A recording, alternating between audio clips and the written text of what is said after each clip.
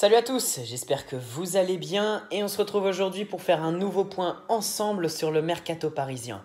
Ça se précise pour Idrissa Gueye, le milieu défensif du PSG pour la saison prochaine pourrait bien être l'international sénégalais. Leonardo a décidé d'accélérer et voudrait désormais boucler le dossier dans les prochains jours.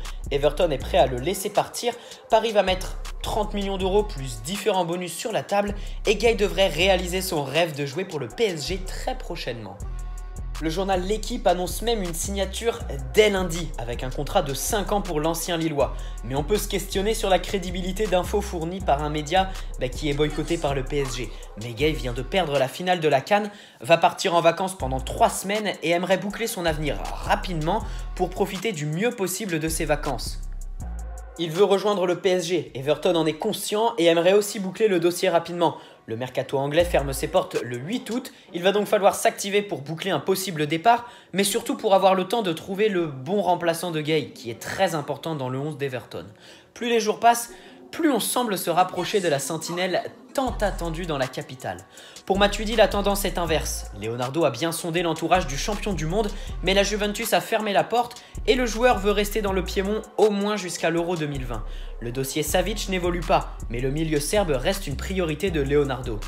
Manchester United est sur le coup en cas de départ de Pogba. La Juventus a la faveur du joueur, mais la Lazio en demande 80 millions d'euros. Visiblement, aucun des prétendants n'est pour le moment disposé à miser une telle somme sur Milinkovic-Savic. Le PSG aurait formulé une offre pour celui qui a été élu meilleur joueur de la CAN, Ismaël Bennacer. Une offre qui aurait été refusée par l'Algérien qui privilégie le Milan AC qui lui offrirait plus de garanties quant à son temps de jeu. Au poste de latéral droit, 3 noms ressortent. Thomas Meunier devrait rester mais ne fait pas l'unanimité au sein du staff parisien. Nelson Semedo était évoqué, mais cette rumeur n'est pas à prendre au sérieux, à moins que le Barça décide de l'inclure dans un des nombreux deals annoncés en échange de Neymar. En revanche, Leonardo aurait activé 2 pistes made in Ligue 1 Conforama. La première mène à Kenny Lala. Le latéral droit strasbourgeois représenterait le profil parfait pour intégrer le 3-5-2 que Tourelle veut mettre en place. Mais son manque d'expérience au plus haut niveau freine les ardeurs parisiennes. L'autre piste mènerait à l'Algérien Youssef Attal. Thomas Tourelle en aurait fait sa priorité personnelle et des contacts auraient d'ores et déjà été établis. Mais Nice n'est pas dans l'obligation de le vendre. Il faudra formuler une grosse offre pour faire céder les nouveaux dirigeants niçois.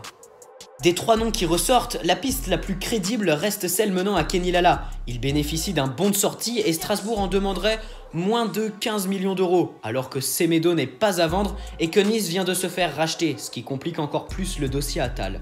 À gauche, le dossier Guerreiro est en stand-by, mais Leonardo s'activerait et serait désormais en pole position pour un autre latéral gauche, Danny Rose. L'international anglais de 29 ans est toujours sous contrat avec Tottenham, et ce jusqu'en 2021. Mais il n'entre pas dans les plans de Pochettino. Son club en demanderait donc 20 millions d'euros, et selon Sky Sport, c'est le PSG qui serait prêt à accueillir Danny Rose, qui n'est même pas parti avec son équipe pour la tournée estivale. Une info à certifier, et on pourrait noter que Schalke 04 et d'autres clubs de Première Ligue sont aussi sur le coup. Le joueur, lui, est bien à vendre. Offensivement, c'est Paulo Dybala qui est cité depuis hier soir du côté du PSG.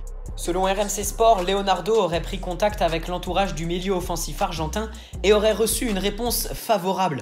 Après une saison compliquée dans l'ombre de Cristiano Ronaldo, Dybala pourrait aller voir ailleurs et la Juventus ne serait pas contre une vente.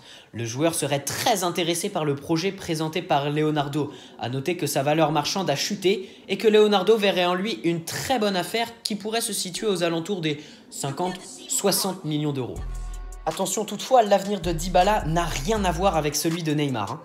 Dans le sens des départs, c'est Kevin Trapp qui serait de plus en plus proche de la sortie. Leonardo aurait trouvé un accord avec Porto pour le transfert du gardien allemand, sauf que le club portugais ne pourrait offrir que la moitié du salaire actuel que touche Kevin Trapp à Paris. Pour le moment, ça coince, et si Trapp venait à partir, ce qui reste très probable, Leonardo aurait décidé de ne pas recruter de gardien, faisant confiance à Areola pour la place de titulaire et misant sur Bulka en numéro 2. L'Inter Milan aurait fait de Cavani son plan B en cas d'échec sur le dossier Lukaku et serait même prête à proposer les services de Mauro Icardi en échange pour ne pas avoir à régler d'indemnité de transfert. Méfiance. Et on va finir cette vidéo en beauté avec la déclaration du frère et agent de Marquinhos qui ne mâche pas ses mots. Il est à Paris et il reste à Paris. Il est sous contrat jusqu'en 2022 et on a entamé des discussions avec les dirigeants pour prolonger.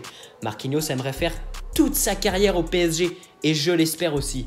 La Juventus, c'était n'importe quoi. Il n'y a jamais eu de contact avec la Juventus ni d'autres clubs. Marquinhos aime le PSG et les supporters. Il est très bien à Paris, il a acheté une maison. Toute sa famille se plaît bien ici, il n'y a aucune raison qu'on parte, on va encore rester un bon moment. Des mots qui devraient faire plaisir et rassurer les supporters parisiens.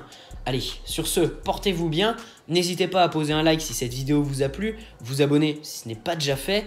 Allez Paris, très bonne soirée à tous, ciao.